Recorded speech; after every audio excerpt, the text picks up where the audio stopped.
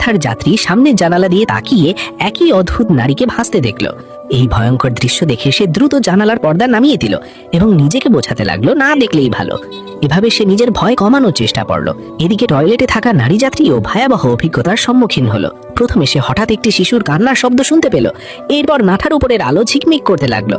এরপর সে আয়নায় দেখলো তার নিজের গলায় যেন কেটে গেছে, কিন্তু শরীর পরীক্ষা করে দেখে কিছুই হয়নি। এই অদ্ভুত দৃশ্য দেখে সে টয়লেট থেকে বের হতে চাইল, কিন্তু দরজা শক্তভাবে বন্ধ ছিল এবং কিছুতেই খুলছিল না। সে কিছু বুঝে ওঠার আগেই একটি বড় হাত তাকে টেনে অন্য একটি জায়গায় নিয়ে গেল।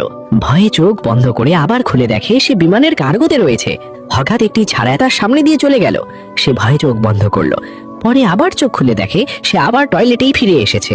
এরপর আয়নায় একটি শিশুকে কোলে নেওয়া নারী দেখা গেল, যেন কিছু বলতে চাইছে, কিন্তু সে কিছুই বুঝতে পারল না। এদিকে চিৎকার শুনে ক্রু সদস্যরা দরজা ভেঙে ভেতরে ঢুকে দেখে সে মেঝেতে বসে কাঁদছে।